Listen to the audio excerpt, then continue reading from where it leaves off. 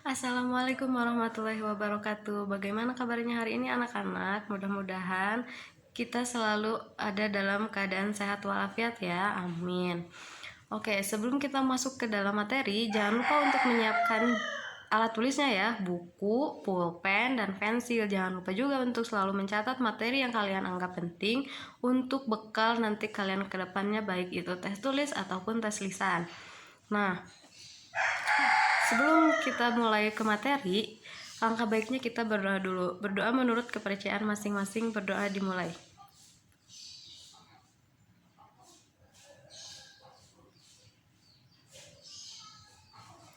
Amin. Nah, untuk pertemuan kedua ini kita masih dalam KD yang sama, yaitu materi tentang biogeografi dan sosioantropologi yang ada di wilayah Jawa Barat serta sumber daya yang ada di wilayah Jawa Barat. Kalau minggu kemarin kita sudah membahas tentang biogeografi, maka hari ini kita akan membahas tentang sosioantropologi dan sumber daya yang ada di wilayah Jawa Barat. Oke, kita masuk ke materi ya. Nah, kalau kemarin kita membahas tentang biogeografi yang berarti hubungan antara ilmu biologi dan geografi, sekarang kita akan membahas tentang sosioantropologi. Coba, menurut kalian kira-kira sosioantropologi ini hubungan dari ilmu apa dengan ilmu apa ya? Sudah terfikirkan?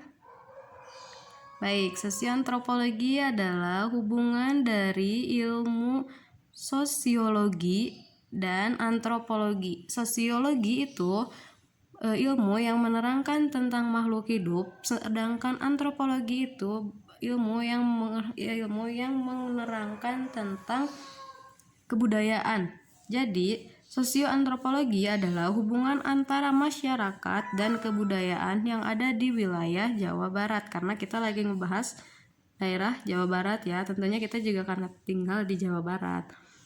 Nah, sekarang sumber daya manusia yang ada di Jawa Barat. Peluangnya, coba lihat, ada peluang sumber daya alam dan sumber daya manusia.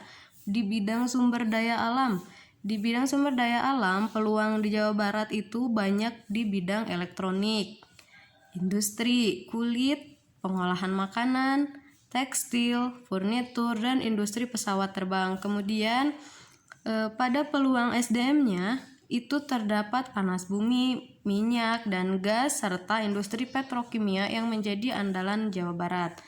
Nah, selain itu, di SDM-nya coba memiliki tenaga pekerja berpendidikan berjumlah 15,7 juta orang atau sekitar 18% dari total nasional tenaga pekerja berpendidikan. Berarti di Jawa Barat itu tenaga pekerjanya memang berpendidikan dan termasuk ke dalam 18% total nasional yang ada di dunia. Nah, contohnya sumber daya alam. Ada tambak ikan mas. Kemudian ada peternakan sapi. Nah, ini nih, tenaga kerja berpendidik. Kemudian ada juga perkebunan kelapa sawit. Selain itu, sumber daya alamnya ada flora. Apa itu flora? Flora adalah sekelompok tanaman atau sebuah penyelidikan dari kelompok tanaman. Berarti flora itu menerangkan atau berisi tentang tumbuh-tumbuhan. Nah, sedangkan di Jawa Barat sendiri terdapat 3.882 spesies tumbuhan berbunga dan juga tumbuhan paku asli dari Jawa Barat. Dan 258 lainnya yang berasal dari luar Jawa Barat, serta terdapat 248 jenis anggrek dari 642 jenis yang ada di Pulau Jawa. Jadi sekitar berjumlah 248 jenis anggrek yang ada di Pulau Jawa itu ada di Jawa Barat. Contohnya, nah, siapa yang gak kenal sama bunga ini? Pasti udah pada tahu kan bunga ini? Bunga Rafflesia arnoldii adalah tumbuhan parasit obligat yang terkenal memiliki ukuran yang besar dan tumbuh di jaringan tumbuhan merambat sehingga tidak memiliki daun. Kalau tidak memiliki daun, sudah pasti tidak memiliki klorofil ya. Dan bunga ini dapat kita temukan di Kebun Raya Bogor. Kemudian contoh sumber daya alam flora yang kedua ada hutan mangrove. Hutan mangrove itu adalah hutan yang dapat tumbuh di daerah tropis maupun subtropis dan bermanfaat sebagai tempat berpijak atau tempat tinggalnya berbagai jenis ikan, udang, dan biota laut. Biasanya juga sering ditemukan seperti ikan badut atau ikan nemo di sekitar hutan mangrove. Kemudian yang ketiga ada rumput laut yang merupakan salah satu komoditi ekspor Indonesia untuk memasok pasar internasional. Rumput laut yang diperdagangkan berupa makro, algae, multisellular. Jadi tidak semua jenis rumput laut itu yang kita perdagangkan secara ekspor. Kemudian kalau tadi ada flora berarti ada fauna. Kalau flora menerangkan tentang tumbuhan, kalau fauna berarti menerangkan tentang binatang atau hewan. Betul. Nah, contoh sumber daya alam fauna di Jawa Barat. Yang pertama ada ikan. Ada 132 jenis ikan air tawar yang ada di wilayah Jawa dan Bali. 13 diantaranya adalah endemik. Endemik ini maksudnya langka ya. Nah, dan kelangkaannya itu diakibatkan oleh perubahan habitat, pencemaran, atau overfishing. Habitat itu jadi maksudnya kalau misalkan air dari danau tiba-tiba ke sungai ataupun sebaliknya. Kemudian pencemaran ya, banyaknya sampah-sampah di danau atau banyaknya sampah-sampah di laut. Juga overfishing atau kelebihan yang memancing, kebanyakan orang yang memancing ya bisa-bisa jadi punah juga akhirnya.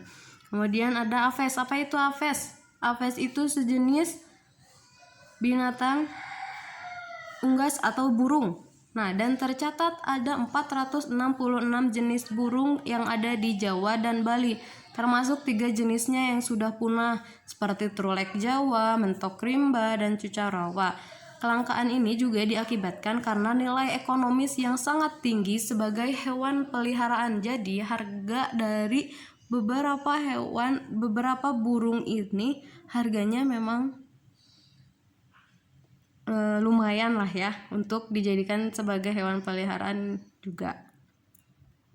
Kemudian yang ketiga ada mamalia. Udah pada tahu kan mamalia itu seperti apa? Mamalia itu adalah hewan yang menyusui. Tercatat ada 130 jenis mamalia daratan. 22 jenis diantaranya adalah endemik atau sudah punah. Kelangkaannya itu disebabkan oleh aktivitas pemburuan yang mengganggu habitat aslinya. Jenis mamalia yang langka ini diantaranya ada surili, ada owa Jawa, ada babi Jawa, dan juga rusa Jawa. Sekarang hal menarik dari Jawa Barat. Hal menarik yang kalian ketahui di Jawa Barat ada apa saja? Kali ini selain kita membahas tentang sumber daya, kita juga membahas tentang keseniannya atau kebudayaannya yang ada di Jawa Barat juga. Makanya kita membahas tentang hal-hal menarik yang ada di Jawa Barat. Yang pertama, Jawa Barat memiliki kota yang menjadi duplikatnya kota Paris, Prancis. Kotanya yaitu kota Bandung. Kenapa Bandung disebut sebagai kota duplikat kenapa Bandung menjadi duplikatnya kota Paris? Karena Bandung juga ditemukan berbagai outlet atau butik yang menyediakan baju atau pakaian yang bagus dan mengikuti mode, ya sama lah ya dengan di Prancis dan di Prancis. Kemudian yang kedua, Jawa Barat memiliki banyak tempat hiburan dengan harga sewa hotel atau penginapan yang terjangkau, namun nyaman dan memiliki pemandangan alam yang indah yang bisa kita lihat. Setuju nggak? Pasti pada setuju kan, orang-orang di sini suka pada main nih, suka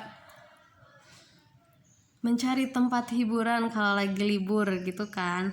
Nah, yang ketiga, Jawa Barat juga memiliki banyak universitas negeri yang membuat para penduduknya membuka peluang usaha di sekitar universitas.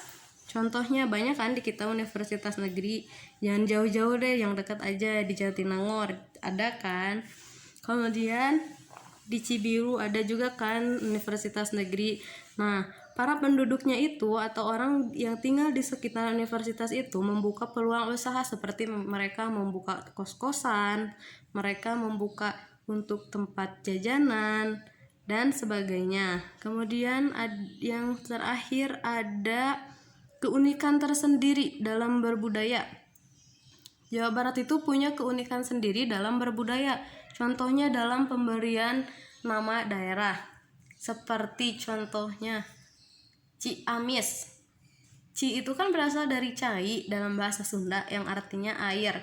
Manis itu kan manis. Ciamis berarti memiliki arti air yang manis. Kemudian banyak ci yang lainnya. Terus ada kesenian dan kebudayaan.